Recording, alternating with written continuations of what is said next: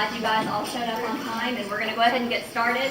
The meeting shouldn't last too long, but if you have questions that don't get answered, we will be around afterwards to answer them for you. So certification information is going to be first, and then I'm going to talk nuts and bolts about your student teaching semester. Howdy y'all, I'm Misty. I'm with the certification office.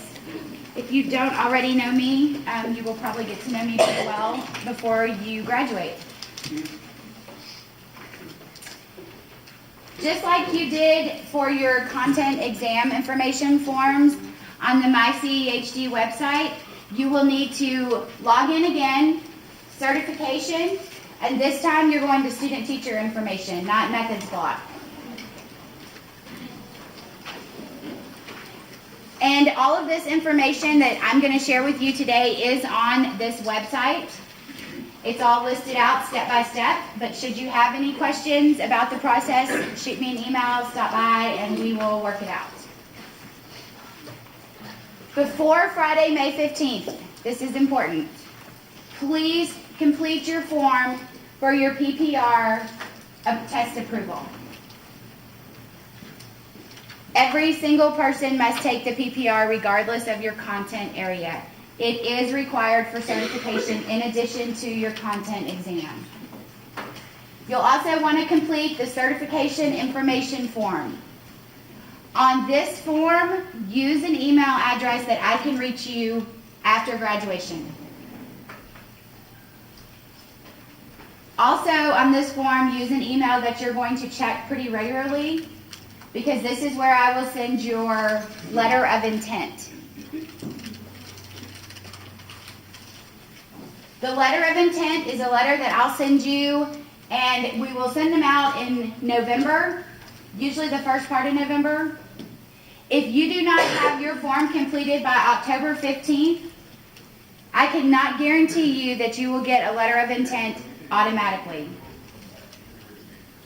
I will run a report whenever the first part of November, whenever we get ready to send those letters out, and it's going to capture everything that's in there prior to that date. After that, if you fill out the form and you're not getting your letter, it's because you didn't do it early enough, so you'll contact me and we will work it in. The letter of intent is going to say your name, what content area you are working towards certification, and it's going to tell a future employer that you belong to us. We believe that if you successfully pass all of your exams, you graduate as anticipated, we will certify you. So when you get this letter, it's a general letter, it's a form letter. I insert your name, alter it to make it work for you. It's not going to say Susie has passed test X, Y, and Z and still needs to take test X, Y, and Z. It's just going to say, we expect that she's going to take them all, we expect they're going to graduate, so forth.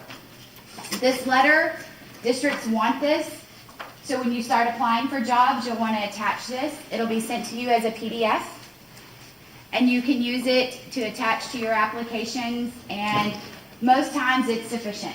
There may be other times when they want a follow-up phone call from me, which is perfectly fine. And if you do not have this form complete, after graduation, when I go in to certify you, even if you've passed all your tests, you've graduated, your degree is conferred, you have no holds, but you don't have this form filled out, I'm not going to certify you. So just fill it out. It takes 5 minutes.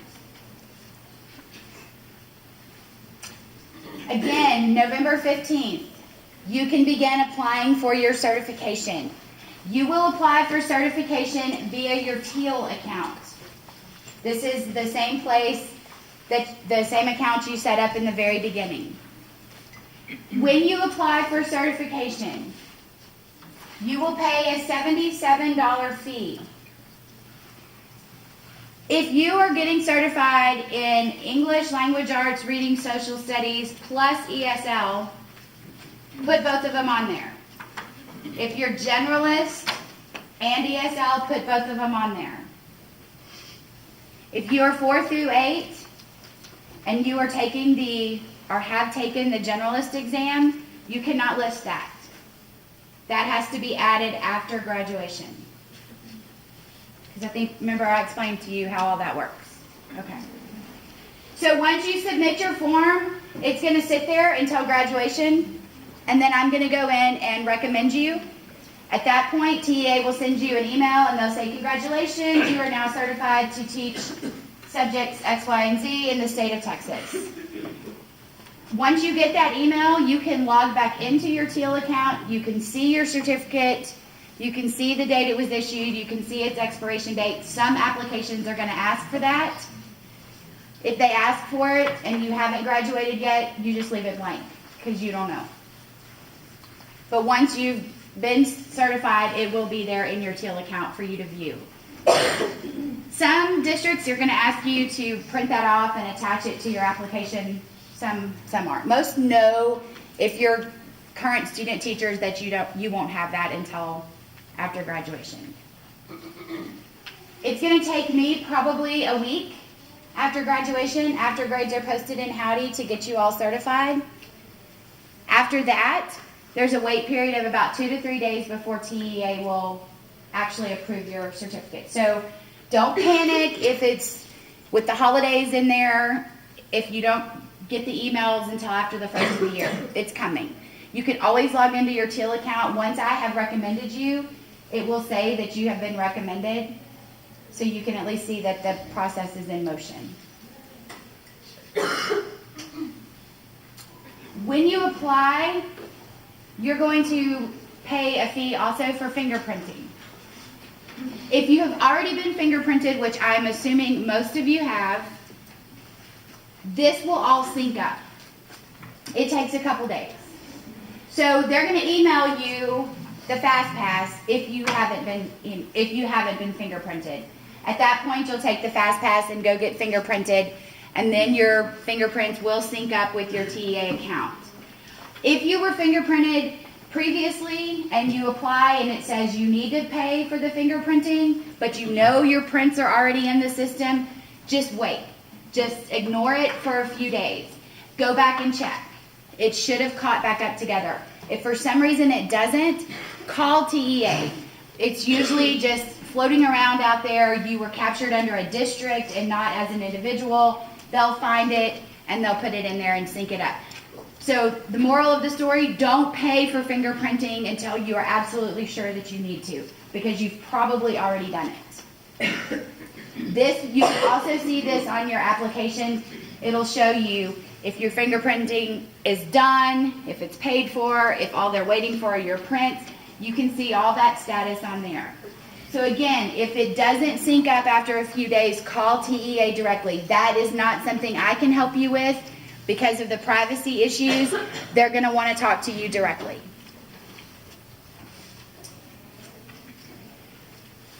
Back to the actual certification process, I'm going to tell you to give me 3 to 4 weeks. I hope it doesn't take that long.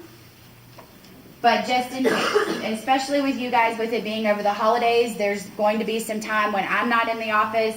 TEA is going to shut down for holidays, so just be patient. Last fall, graduation was held on Friday and Saturday, and grades were posted in Howdy by Tuesday. So it moved very quickly. I can't guarantee that's going to happen again, but if it does, I'll get it done as quickly as possible. If you are eligible for the ESL certificate, and you have taken the ESL test and you have passed it, but you do not want it on your certification, don't list it. Send me an email telling me I'm eligible but I don't want it. Otherwise, if you are eligible, I'm going to put it on your certificate. It's like a gold star on your certificate. So there's really no reason you shouldn't want it, but if for some reason there is, I have to have that in writing saying I'm eligible but I don't want it. Yes? Why would somebody not want it? I don't know. Okay.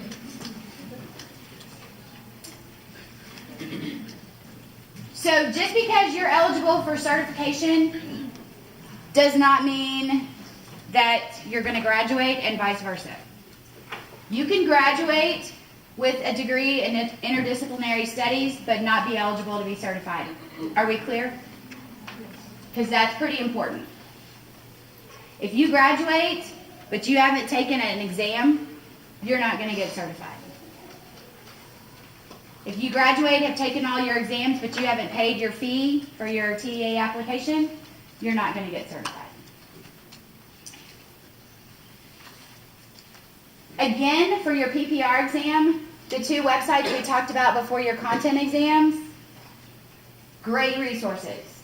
The ETS website, under preparation material, you can click on Texas exams and go down to the PPR EC through 12. That's the exam you'll take. There's a workbook there with a practice exam, explanation of all the domains and competencies, sample questions, and a practice test at the end. The answer key is in there, and it also gives explanations as to why they chose those answers. The T-Cert website, you can go there as well. Again, it's an online practice test, kind of the same thing, except it's more interactive. The one on ETS is a PDF. You have to print it out or just work it out on paper. This one is actually interactive. There's a certification checklist on the MyCEHD website. You may want to hold on to that. You'll be able to check off half of it already if you look at it today. The last few things are your application, your fingerprinting, your PPR, and your certification information form. No Child Left Behind and the generalist exam. Any questions about who gets to add that, who doesn't? Are we all clear on that one? Good deal. If this applies to you, as soon as TEA says you're certified, immediately go back into your Teal account and add that certification. You will do add certification by exam. There's a whole link on the MyCEHD site and on TEA's site as to how to add certification by exam. You get to skip through the whole how to register for the test, how to prepare for the test, because you've already done that. All you want to get to is the pay my $77 and add my certification. Any other questions? Yes? So if I technically can only be certified in one, one exam by y'all, and I take 3 other exams, do I have to pay $77 each time, or can I add them all? No. If after you graduate, so what's your major? Or what's your... Okay, so when I certify you, you'll have that English Language Arts, Reading, Social Studies, ESL, that you'll pay the $77 for initially. After graduation, you can go take a test in any subject area you want. And you can add it at any point in time. You can add 5 different tests at one time for the $177 fee. So if you have intentions of maybe taking the 8 through 12 English, take that as soon as possible, and then pay $77 once and add your generalist and your 8 through 12 English or whatever else you want to add. But I will tell you that generalist is going to be important for districts to hire you. So you may not want to wait too long to do that, because districts are going to want to see that you have that 4 through 8 certification. What else? Ooh, they're smart. Yes. Sorry. How early can we take the PPR? Like if we... You fill out this form before May 15th, please. I upload test approvals every day at 3 o'clock. So you fill it out. I'm actually not going to upload test approvals today, so Monday morning, if yours is in there, I'll upload it and you can take it as soon as you want. I recommend you take it this summer if you feel qualified and ready and prepared, because once you get to student teaching, and I know Ms. Parrish is going to tell you, you cannot miss. This is not an excused absence to take your test. And you're not going to have the luxury of spring break. You know, you're going to get a couple days at Thanksgiving, and then you're going to be done, and it's going to be Christmas. So take it as soon as you can, and use your holidays. If your school has a holiday in October for Columbus Day, great day to register. The PPR is a computer-administered test. It's offered almost every day of the week. You can pretty much take it morning or afternoon. You have those 2 options pretty much every day. So there's really no excuse for not taking it. prior to the fall semester, if you've got 3 months this summer. Anyone else? All right, good deal. Well, you've got my information. Email me. You'll be hearing from me probably halfway through student teaching semester, kind of reminding you what you need to do to follow up. But for right now, the most important thing is get that PPR form filled out and get your certification form complete, and then you're good to go until it's time to apply for your certification. All right, guys, good luck. Thanks, Kim.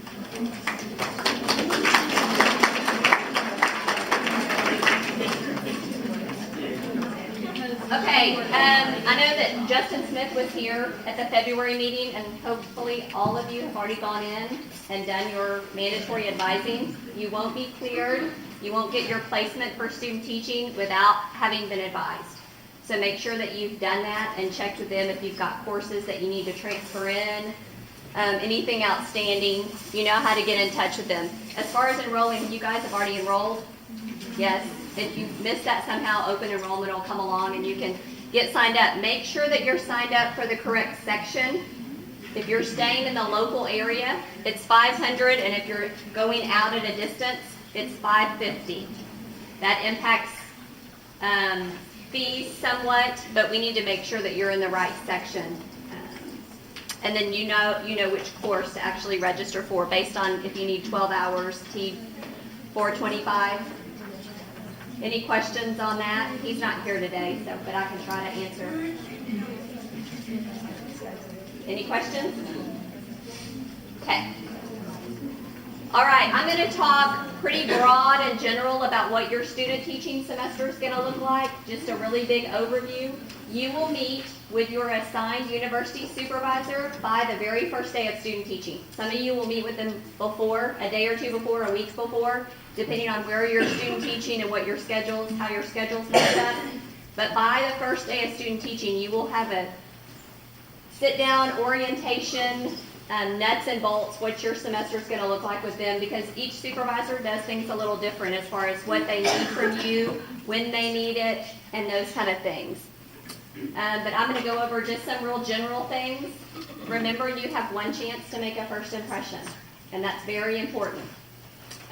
You guys have the luxury, I think, of getting the best real-world experience of what it's like to be a first-year teacher, because you're coming in. You'll be there the first day the kids show up, so they're going to see you as an equal. You're not going to come in January and they're going to already have their routines and go, oh, well, you're just... So you're going to be there. I would encourage you to come as early as your schedule allows to help the teacher in her classroom. That's going to best prepare you for what it's going to be like when you have your own classroom. If you walk in the first day and everything's perfect on the walls and all the kids' desks are arranged, and you know, that took a lot of prep. So it's good for you. It's good practice. And it's just good first impression that your teacher knows that you're eager to learn and want to be there to help. Your first day doesn't count until the kids are there. So any work you do ahead of time is just goodwill. On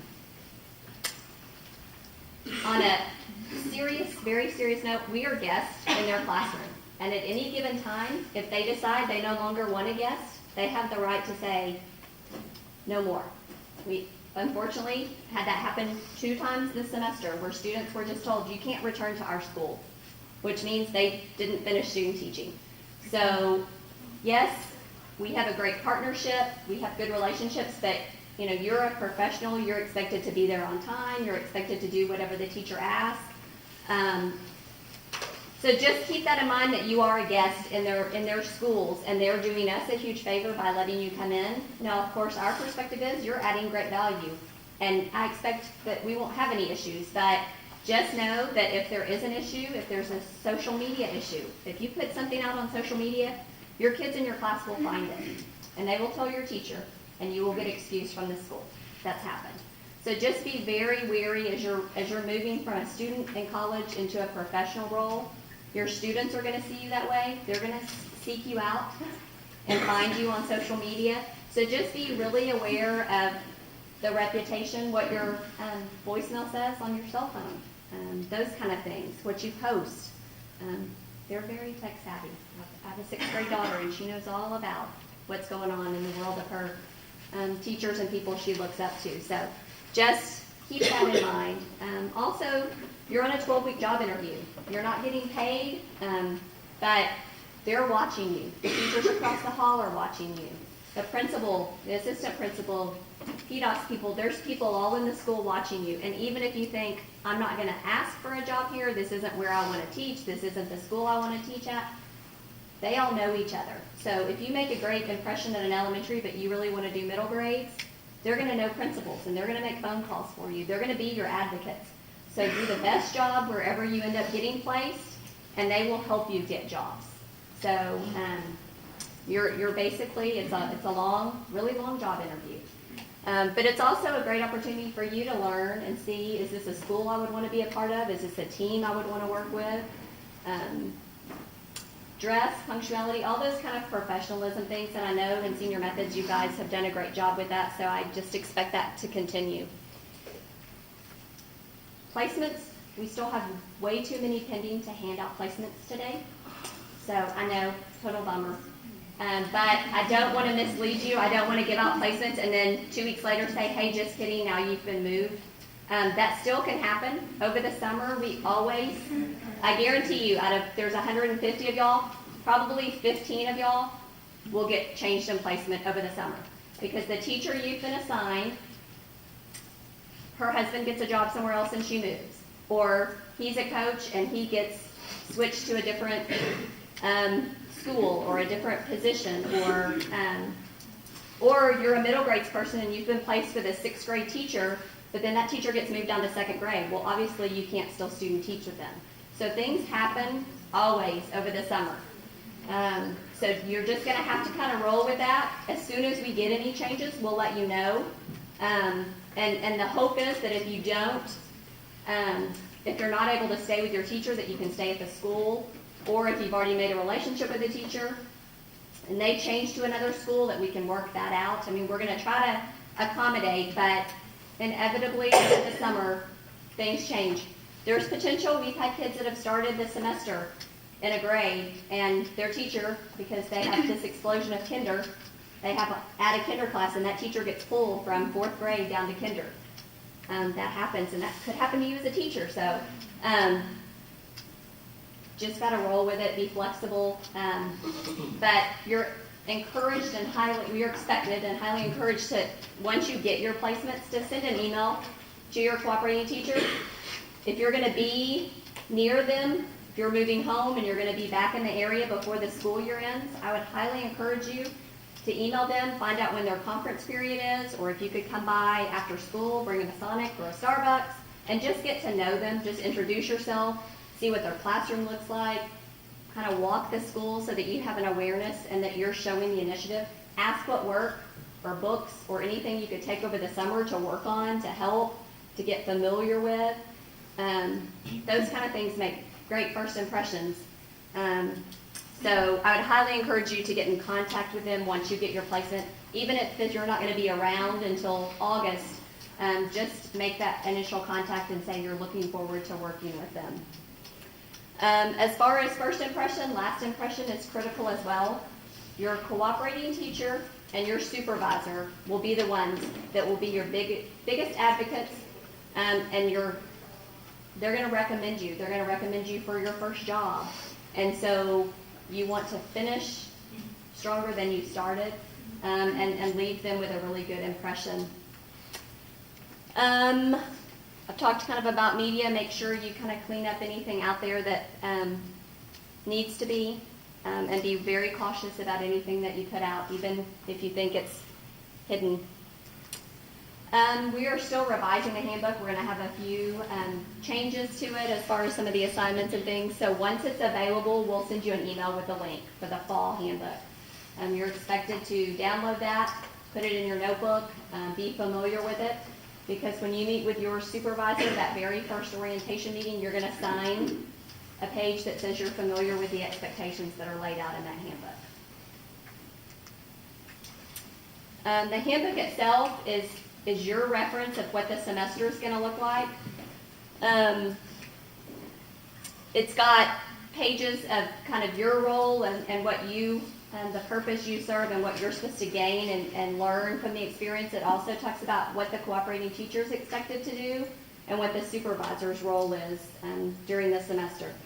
The supervisor will provide information to your cooperating teacher of kind of the expectations for the semester. They'll get a folder and know, but you also, can advocate and let them know kind of when things are going on, what your semester needs to look like.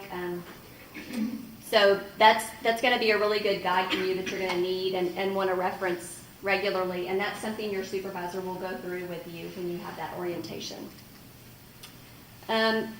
There's a pretty good overview and kind of objectives of the student teaching semester and what our goal is. At the end of the day, when you finish those 12 weeks, your cooperating teacher and your supervisor need to be in a position to say, yes, you are ready to be recommended for certification and you are ready for your own classroom. And if you're not to that point, then we'll talk about that in a minute. But the goal is that you've moved from senior methods where you've seen a lot, but you maybe haven't done a lot, into student teaching where you're going to be in 4 weeks of full responsibility out of the 12. You're going to have lots of experience, and our goal is to get you prepared to move into that role as a classroom teacher. It's also a great semester to do a lot of reflection and see your growth. And you keep a journal, and through that you'll realize things that you worried about early on. Halfway through you think, I can't believe that was ever an issue or a concern, and then you move on to other things. So great tool. Your journal is something that you will keep in your notebook, and your cooperating teacher may make notes in. Your supervisor will review that. So the overview of the handbook, it's going to talk about kind of your role, how you start, what that looks like early on, and how you transition from just being there as an observer, an active observer, moving into team teaching, into full responsibility. So 4 out of your 12 weeks, you're in full responsibility, which means you plan, prepare for the day. You may not be up teaching whole group all of those days, but you plan them, and then if your teacher wants to still teach the whole group math, you may do, kids that need small group help, but you are responsible for planning those weeks, mapping them out, adjusting.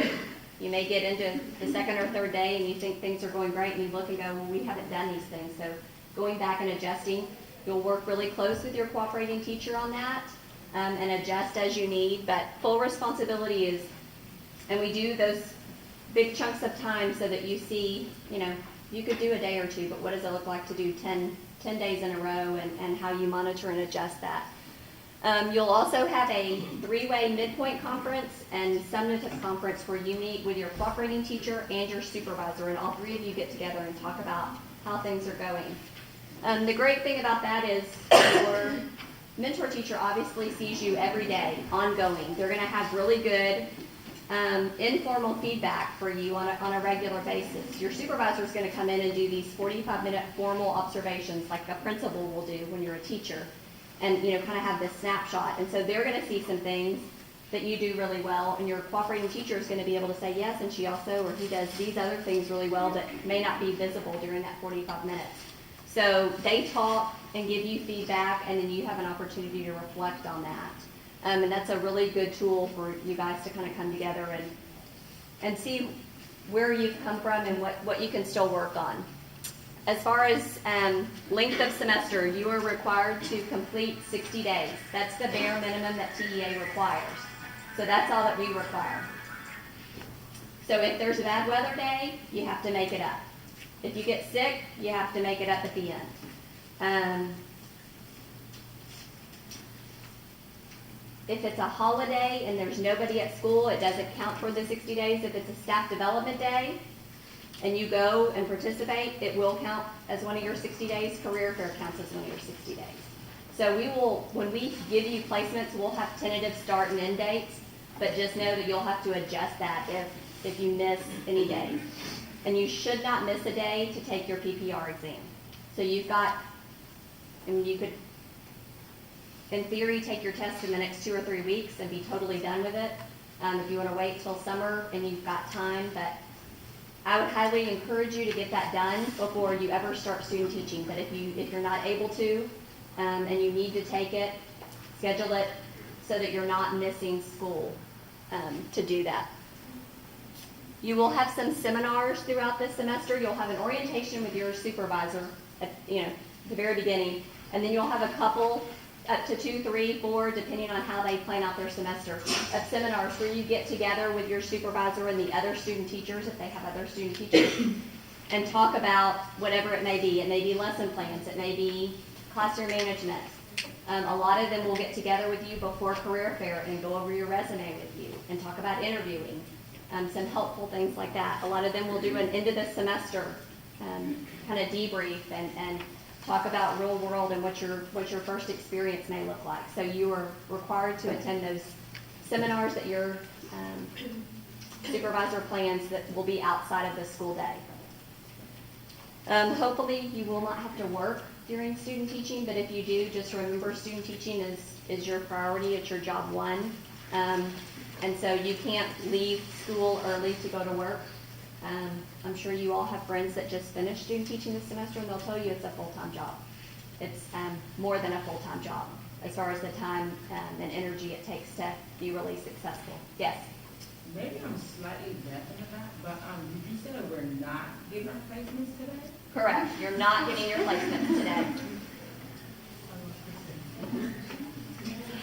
Thank you. Yes. When can we expect to get them? Hopefully in the next couple of weeks. We still, like over half of y'all, we do not have confirmed placements on. We still have a whole bunch of school districts that with testing and with contracts being renewed and new schools and moving teachers around, they haven't sent us placements. So we can't obviously hand out a placement we don't have. Local student teachers, we still have a lot of pending grade levels and confirmations, and so we're just not to a position where we can do that. Our goal is, though, in the next couple of weeks, and we'll send an email. You'll get an email with your placement. And there will still be some of y'all that will not have a placement in 2 weeks.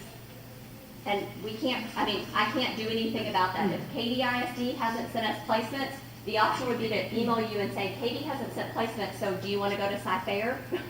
Or do you want us to try another district? We're at their mercy. And with spring and with testing, it's always this way. We have a lot easier time getting placements from fall or spring teachers because teachers aren't moving around. Principals aren't changing. There's just a lot less turnover. And so we're not in a place where we have enough information to share that with you guys yet. And like I said, you would hate to get your placement, email your teacher, and then us tell you 2 weeks from now it's been changed. Okay? As far as within the semester and what that looks like, the handbook will kind of outline what you're expected to do. Your supervisor will tell you what they expect from you and when they expect it as far as turning in weekly schedules. They're going to need to know when you're teaching. Until you get to full responsibility, you may be teaching mornings or you may be teaching, first period and right after lunch. And so they're going to need to know that so they can plan to come when you're teaching. It doesn't do them any good to show up and your teacher's teaching and you're, grading papers in the back. So you're going to be expected to turn in some kind of schedule to them so that they can plan their visits. You'll keep a notebook, and in your notebook you'll have your lesson plans, you'll have your journal. You're going to want to have anything that the school